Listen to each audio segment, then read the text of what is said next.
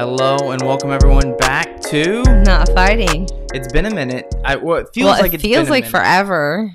I don't know what like day it is. I don't know what time it is. I don't know anything. What year is it? It's 2021. Yay ish. I don't know. Like yeah. I that was one thing that you and I both talked about. Like I kept saying like death to 2020. Like yay, it's a new year. Like screw that year 2020, and it's just like, well, guess what, the problems of 2020 are still here. So I'm not trying to be like all like Debbie Downer or whatnot, but like it's not going Debbie Downer material. It's not going away anytime soon. This is still very like relevant and like happening. And like I think here, especially here in California, we're facing threats of like a complete shutdown. Well, I think technically we're supposed to be under that at the moment. It says something about you too that you said threats of like shutdown, not like record ICU fill rates or anything like that. I'm just this juxtaposition of. I mean, because I think, okay, this is just my opinion. The ICU thing bothers me that's like the measure that we're using for that. Because I'm like, are all these people in the ICU COVID patients? I don't know. They're not specifying that. And have you been to a hospital ICU? There's like 5 beds. So yeah, how come we didn't prepare for this? And by adding more staff and more beds and rooms to the ICUs. Anyway, that's just my opinion on it. I think that is lame. But anyhow. Yeah. I feel like that's the thing is like I do feel like here, especially here in California, we are getting threatened more than we're getting like. Yeah, I don't like that.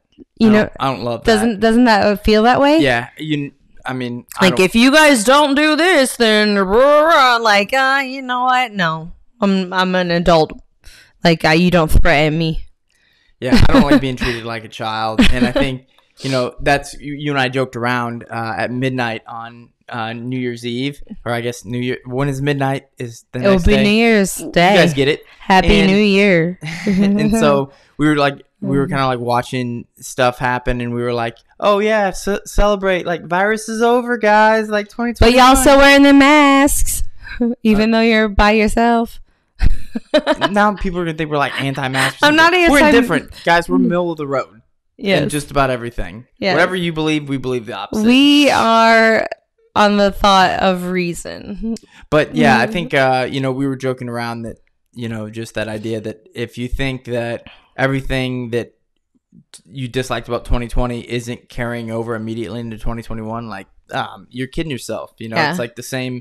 We're still dealing with the virus. Hope of 2021 is that like at some point we'll start to see normalcy in our lives. Yeah, both because of the vaccine and then just a large amount of people having it, and then just businesses and everyone adapting. So yes, I wish everyone the best. I think yes. I think that everything is accurate in terms of the way that things are being reported, and the virus. I think it's all real, all that kind of stuff. I don't want to make it seem like I'm a denier. I also don't want to make it seem like I'm also just like, oh, it's not a big deal, whatever. I think it's both a big deal, and I also think people need some freedom. And with that in mind, I think it's good to focus on the future, which is the future of jiu-jitsu. You and I were talking about before, what we were kind of just talking about, like, what do you think is going to happen in 2021 in jiu-jitsu? And we started, like, kind of predicting things. And I thought it would be fun to start to maybe go through some of our predictions for 2021. And nice cough there. Yeah. COVID. Not COVID, been tested and undefeated. Hey. Yeah, you might have there's somebody. I think I'm superhuman, like really, truly, genetically. I just can't get it. I mean, even though my whole family had it.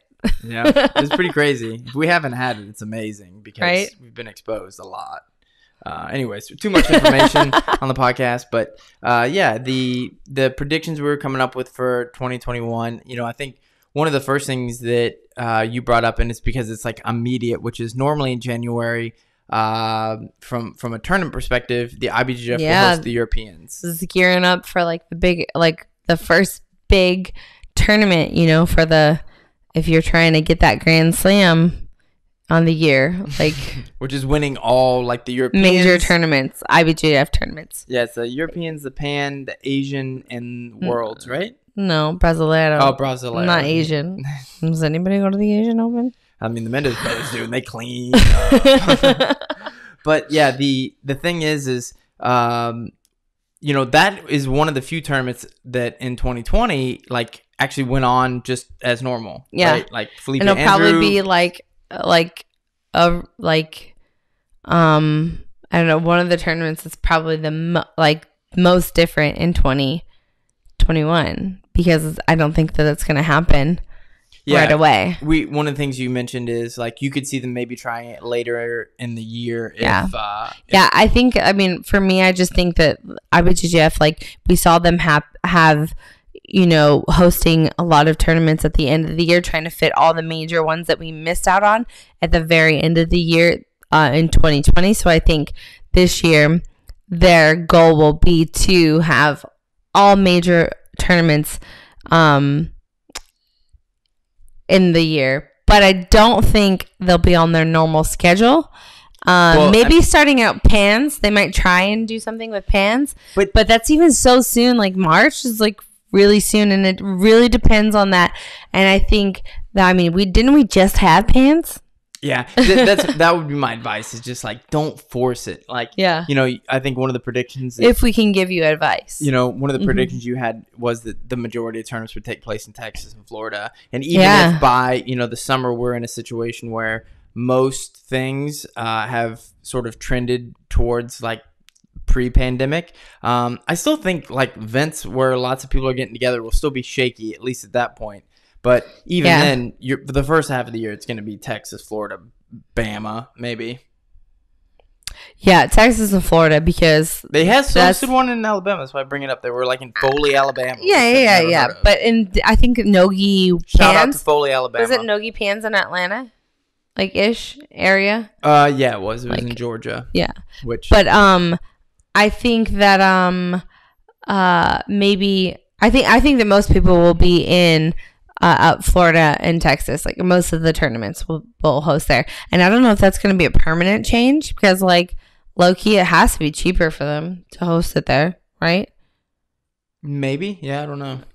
I just assume everything's cheaper there than California. But cutting costs is not always like the best thing that you want to do if you want to grow and profit. So I mean, California's weird right now, but I do think that eventually, once they're able to, I think California is just a profit center. There's so much more jiu-jitsu. We were talking about it the other day. It's like California as a country is like still one of the top financial superpower countries in the world. So California is its own economy, I think, and there's a lot of jiu-jitsu and it's bankrupt. Yeah, we bankrupt. But powerful somehow. Because that's how government works. And also where the 4 of the largest businesses in the world are located. For now. I think they stay here. We'll see. But yeah, the idea that, you know, like I think tournament schedules will get mixed up just a little bit. But yeah, the changes that I think that we'll see in jiu-jitsu, I think we'll also start to see in MMA. Yeah. And I think that you're going to see... I think MMA has adapted better than jiu-jitsu has thus far. And it's a little bit easier to do so, right? Because you're hosting events where it's like just, you know, a handful of people are competing. As far as jiu-jitsu, most of the big events are tournaments. So you have large crowds. So I think that's why MMA has been like better suited for this whole thing. So I don't know, like... Will we see fans back in the audience this year? You know, I know Conor McGregor wanted fans, you know, for his matchup against Dustin Poirier in January, and I don't think that's going to happen. So they're raising the pay-per-view prices, which is, I mean, they raise it every time Conor fights now. And, you know, I think low-key good for him. I think that's... I mean, like, I don't want to buy it because of, like, screw you, Conor, but, like, you know, shout out to Dustin Poirier, like... I'll support you, man. But yeah, I don't think that the money's going to Dustin. But yeah, dang it. The thing is like, yeah, you're right. Like MMA is adapted well. We will see fans in the stands for the UFC in 2021 almost I guarantee it, because I think the NFL is itching for that so bad that in the fall, the NFL will get fans in the stands somehow. I mean, they've had fans in the stands at some places, like limited numbers, but they still have already had fans. Yeah, that's this year. kind of trailed off a little bit. Yeah. I don't see as much of that, but I do think that that'll change. Mm-hmm. So I do think we'll see fans in the stands. The other thing that I think we'll see, especially from a jiu-jitsu perspective, is I think we're going to see a lot more grappling in MMA. And not just like, what do you mean? Like people are going to try to grapple more? Yeah, maybe. I think you're going to see the dominance of grappling like start to have a resurgence, because I think a lot of people are going to watch Khabib, see his style, like his pressure, the effectiveness of his grappling, and the way that he sort of treats the guys that aren't as good of grapplers as he is, like basically like they're not as good. I think that you'll see a lot of people emphasize their grappling. I mean, I know some guys and gals in the UFC, and they are emphasizing their grappling right now. So I do think that this will be something that we see more of, and I think it'll be a good thing. I think it's a great opportunity for that to happen, because I think what happens a lot of times in the UFC is like when you have the fans in the stands, you're kind of the referees and everybody kind of plays off like what the crowd is doing, right? So the general public don't really understand grappling in the way that they understand like, oh, they hit them in the face, like that kind of stuff. So that's more exciting. Like, I think these crazy submissions, you know? They understand submissions, but like at the same time, they don't understand grappling. That's what I'm saying. Like, that's very different. It's not all grappling is. And so you can be so dominant and out grapple somebody and actually not maybe submit them because they're just like defending the submission only. You know, that happens a lot. But I think because you don't have the fans in the stands, it makes it easier for you to grapple, because they're not like stand them up like as soon as you touch hit the ground, and it's like referees. So yeah, the refs. And I don't care how good of a ref you are. It's like time is relative, and when people are breathing down your neck about something, it's like the seconds are ticking by faster, even if you're like Big John or somebody like that. No, everybody does. It's like, I understand that you're feeling the pressure. So I think that, you know, it kind of opens the door for you to see a little bit more grappling displayed, because maybe the referees will be like realizing that they're still working or whatever, and not have that pressure to like immediately put them back on the feet. And I think it'll be interesting to see, because I think there are so many really good athletes, and not just athletes, but this is something I say about you a lot, which is your core competency is you're very physically intelligent. So you're learning physically is like your core competency. You pick stuff up easily, and I think that's I'm so great. That's a trait of a lot of really good fighters, because you have to, in MMA, get good at lots of different disciplines. They usually come in good at one thing, maybe multiple things, but you can't be really great at multiple things without being a good learner. Yeah. And so I think you'll have people that are naturally in that mode, and they'll start to pick up grappling, and you'll see a lot of really dope submissions in 2021 prediction. Yeah. I mean, we saw a lot more like leg locks happening, really by the women last year, but that's not something you see that often pulled off in MMA. And so it's kind of cool to see just different types of submissions, not just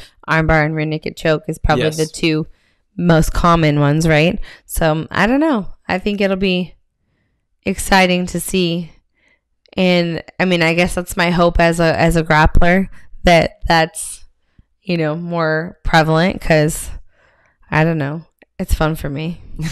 Well, you know, it's funny that you mentioned that, because I think, you know, we've talked about this in previous episodes, the change in the leg reaping rules for the IBJJF, which is, you know, like you wouldn't think is a big change, but I do think you'll see more people starting to adapt. But did they change the leg reaping rules, or just the heel hook thing? No, you can do leg reaping, and you can do the heel hook and stuff like that. There may be that was something I forgot to ask you about when we were talking about. I'm like, I can't remember if that was a thing, a stipulation of adding heel hooks to no-gi. But I think that what'll happen is there'll be all kinds of changes in the game and adaptations and stuff like that. But I do think that in no-gi grappling, you've seen, you know, kind of like the Danaher, you know, Gordon Ryan being the most prominent example, you know, the leg lock dominance in jiu-jitsu. And Gordon is not just a leg lock guy by any stretch or anything like that, but you have seen like that style really emerge, because that's where he was first successful And because of that, I think you'll start to see, because of the rule change and stuff, maybe not immediately, but that game will start becoming a little bit less effective. So you'll start to see things start to maybe swing back in the other direction. That's just how trends have traditionally worked in jiu-jitsu. Yeah, I think, I feel like the moment they announced that, you could do heel hooks in the IBJJF starting in 2021, it's like, that I think a lot of people, the smart academies, the ones, the big academies with like the top competitors started like really making that a focus already. Like I've seen it happen like in our own academy. I've heard a lot of other people talking about it. And I think that they're going to start to try and figure that game out. And it's just a matter of time. Because most of the top competitors, it's like they're training, even if Nogi's not their focus, they're training it a couple times a week just to stay sharp on that game. And I think that the leg lock game is going to evolve, and I think people will be less afraid of it and more comfortable in it. And so I think the understanding is going to be greater. And you'll see that where it's like, it's not as easy to catch people in that. Yeah, and it's not necessarily just at the high level either, where it's like, these guys are adapting to whatever. Yeah. It's all the people coming up that are benefiting from actually training as they go. And now you get it. Yeah, now you get it from the beginning. You didn't have to be like, oh, no, you can't do, because I remember I've talked to so many people, like, well, even one of our students where she was like, you can't do a foot lock. Like it was a straight ankle lock, and she's a blue belt, and she's like, they can't do that. And to me, like I'm, blue belt, I can't do that. And I'm like, do that to me. They were just like confused about that. I'm like, no, you can do straight ankle locks at white belt. Like that's like the only thing you can do until you're a brown belt. From white to brown, like you can straight ankle lock people. And I think because it's such a taboo thing has been in the past to like grab people's feet, you already see like more toe holds and knee bars happening in like mainstream jiu-jitsu. So like adding the heel hook game is just gonna like give all the new generation of jiu-jitsu, like traditional jiu-jitsu athletes. Very apt example. Yeah, it gives them that immunity. You're gonna have immunity that is a heel hook, or like be really proficient in it and executing it. And so totally. I think it's only good for jiu-jitsu and the evolution of the sport. Jenna Bishop.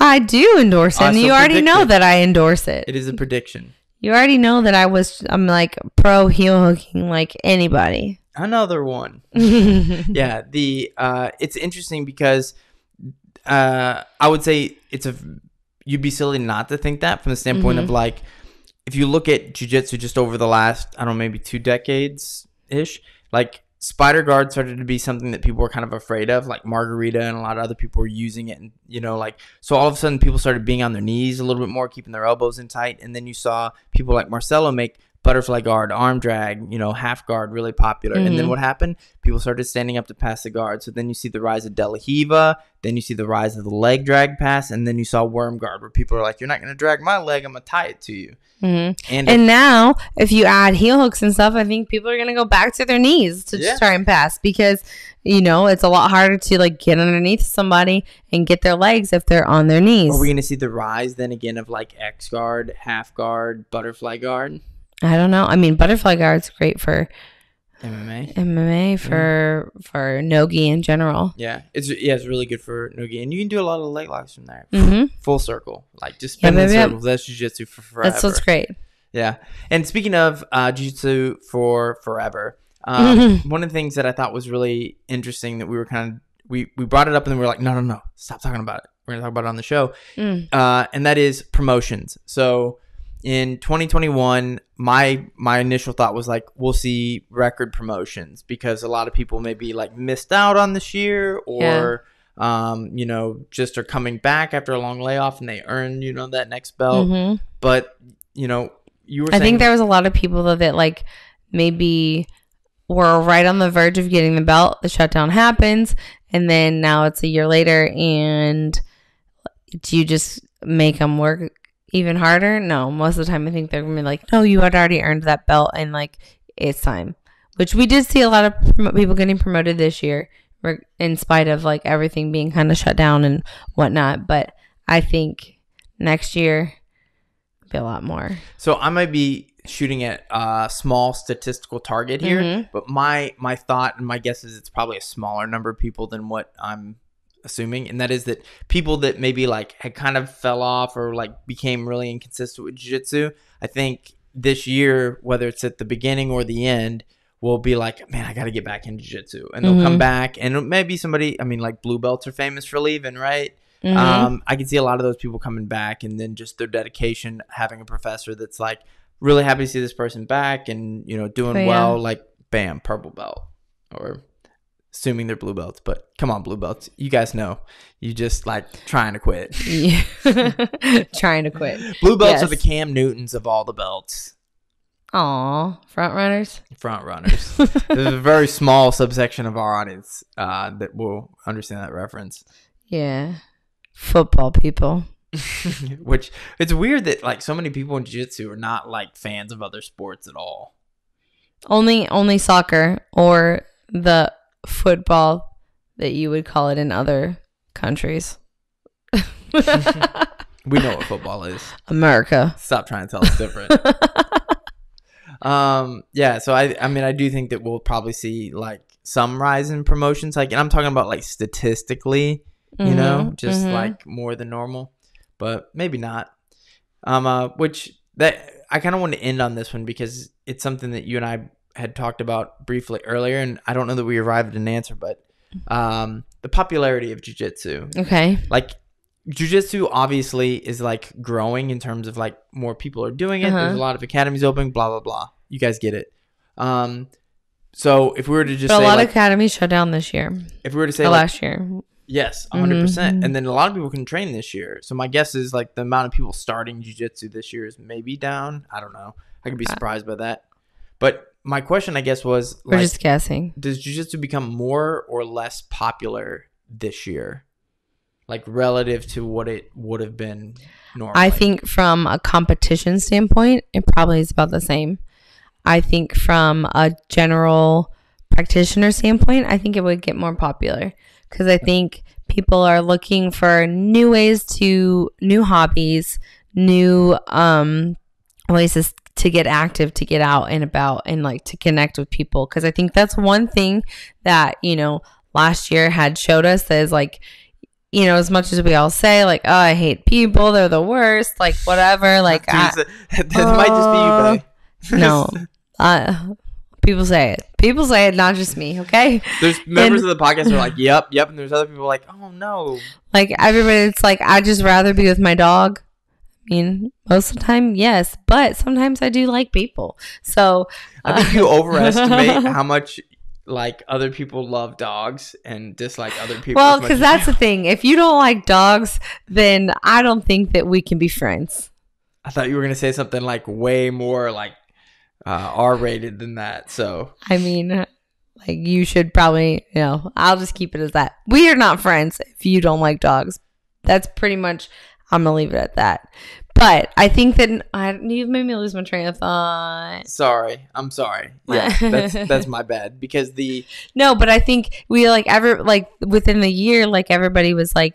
You even like the people that are like kind of introverts or like would rather be alone, you realize like how much human connection and like being around other people like actually like affects your mood and affects your mental health and all those kinds of things. And so jiu-jitsu is an awesome way to do that. I think there's a lot of people that are interested in it, and I think there'll be a lot more opportunities, or people will be more willing to like make that step because it's time to make a change. We're ready for change now. Yeah, no, totally. Yeah. I think that summarizes, like, if there was a slogan for going in 2021, it's like ready for change. Yes. For a lot of reasons, and not, you know, like even with the most positive attitude and intent.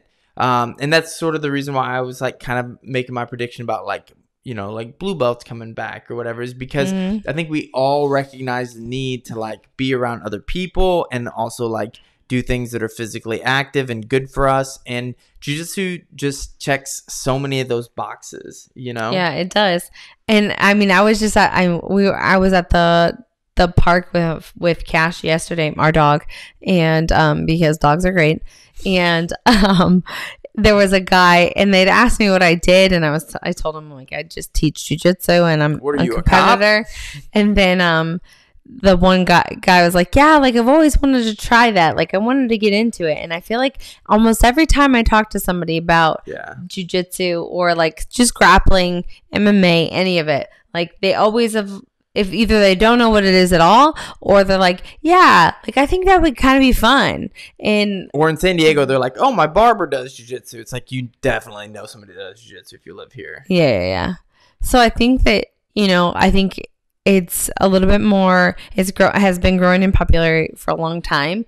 And especially with MMA and different things that it's more accessible. You see, I mean, just in movies and stuff like that, you see people, I'm like, oh, they did an arm bar. Like, that's like not like in a fight sequence. And it's like, that wasn't happening before. It's just like punch, karate, like taekwondo, like karate stuff before. And now it's like, oh no, they're using like real like grappling and self-defense. And so in like mainstream like media things. And so I think people are intrigued by it. And I think will be more open to actually like making that step. I agree with you, and I think that MMA has contributed to that, and I think that MMA is growing at a greater rate in terms of popularity right now, and there's a lot of really exciting guys that are making that, and girls making that like the case, like Israel Adesanya. I think in China you can look at Zhang Weili as somebody that like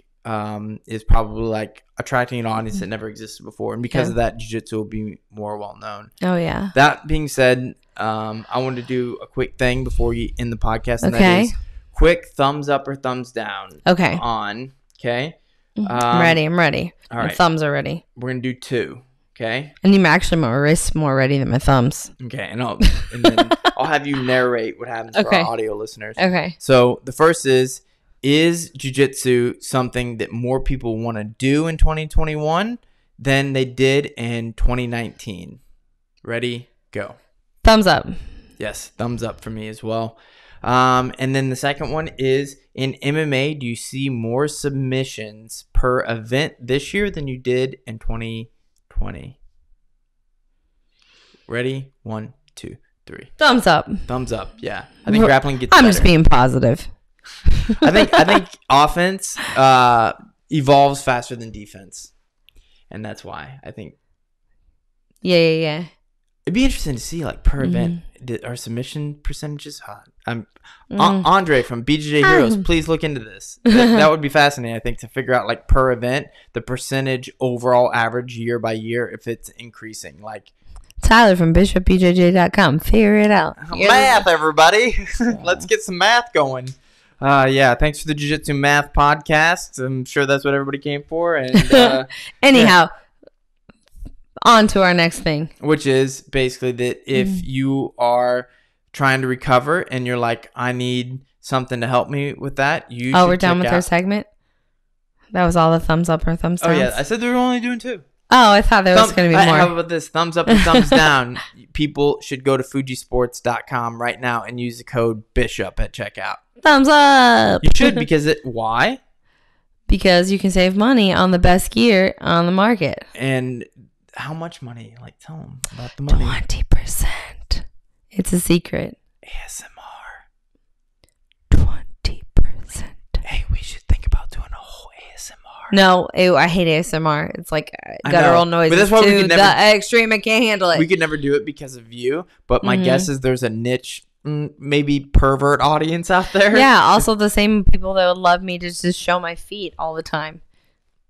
Stop looking at her feet, y'all. Got weird socks, brah. That's why we wear socks. Me too, just in case. It's like one weird guy. But no, I was setting us up for Kion. Kion, which is Kion's essential amino acids are something that they have more than just essential amino acids. They have a lot of different supplements. One of which is the colostrum, which I don't know of any other brand that has that specific supplement on its own. But it's right now, like with the virus happening, it's the winter. You're gonna need your immune system to be, you're gonna want that in tip-top shape. So tippity top, you're gonna want to take some of that Kion colostrum, which is like derived from goat's milk, I believe. More like, no, it is. It's more like human milk than cow milk. Yep. Things I know. Yeah, so, you know. So go there to get, I think it's getcan.com. We'll put a link below and use the promo code BishopBJJ to save yourself some money, 15% off. Bro, like, how you recovering these days? Oh man, I'm keeping my immune system in tippity top shape. Tippity top. Catch you on the flippity dip. Catch you on the flippity dip. Just reminding me that one person on the planet is gonna get that reference. Yeah. Amazing. Yep. I miss Marshall. I was trying to convince a friend of mine that I was in quotes urban or like street, and I would be like, "Catch you on the flippity dip, man." I feel like we're gonna edit that out. Maybe. Shakes my head. Everybody that listens to the podcast knows how cool I am. Anyways, we want to thank everybody for hood. I'm very hood. I am from St. Louis, but no, you're from Montgomery. This is different. He's country, guys. If you search, you can tell by the mullet. If you search Montgomery and then by state, there's one in every state, probably. There's a Montgomery County, I think, in like a gross majority, which is the county that I did grow up in. And also probably like there's nobody in those counties. Like, the thing is like from Montgomery, it's a county of state, 300 people. We're like 97th ranked Montgomery in terms of like just being a place that people would want to live.